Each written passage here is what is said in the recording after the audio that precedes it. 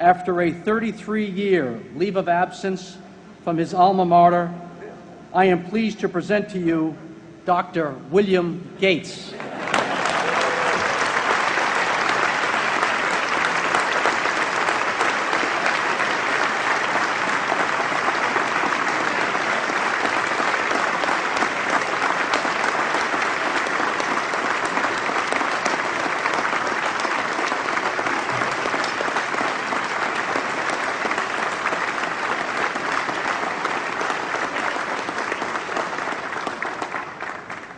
Thank you. President Bach, former President Rudenstein, incoming President Faust, members of the Harvard Corporation and the Board of Overseers, members of the faculty, parents, and especially the graduates. I've been waiting more than 30 years to say this. Dad, I always told you I'd come back and get my degree.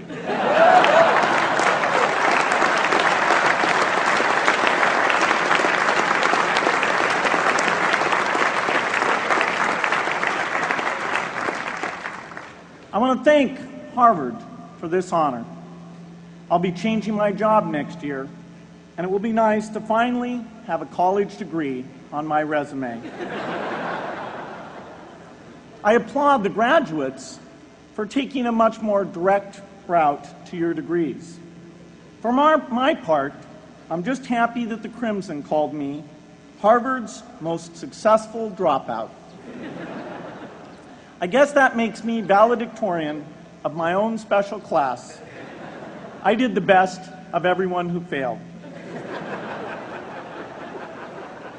But I also want to be recognized as the guy who got Steve Ballmer to drop out of business school.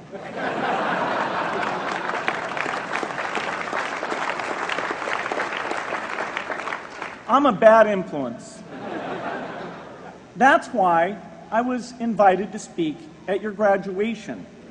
If I'd spoken at your orientation, fewer of you might be here today.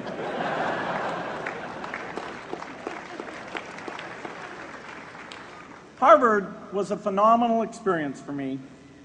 Academic life was fascinating. I used to sit in on lots of classes that I hadn't even signed up for. And dorm life was terrific. I lived up at Radcliffe in Currier House. There were always a lot of people in my dorm room late at night discussing things because everyone knew that I didn't worry about getting up in the morning. That's how I came to be the leader of the antisocial group. We clung to each other as a way of validating our rejection of all those social people. Radcliffe was a great place to live. There were more women up there, and most of the guys were math science types. The combination offered me the best odds, if you know what I mean.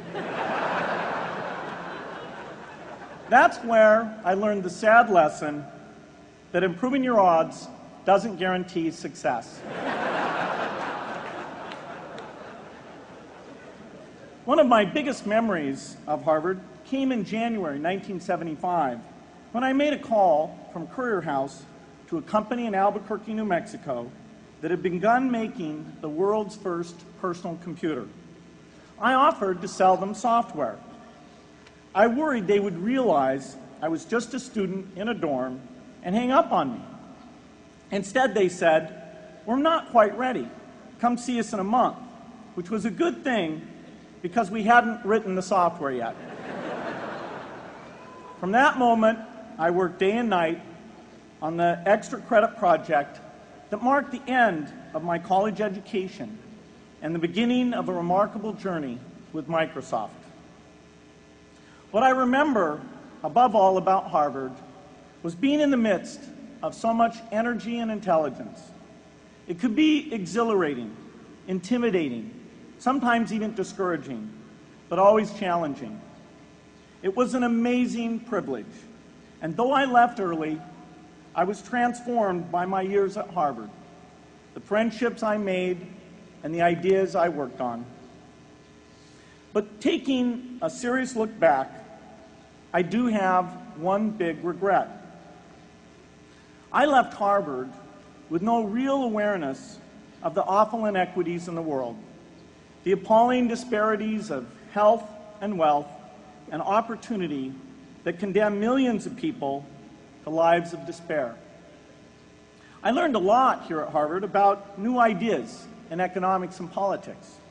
I got great exposure to the advances being made in the sciences. But humanity's greatest advances are not in its discoveries, but in how those discoveries are applied to reduce inequity.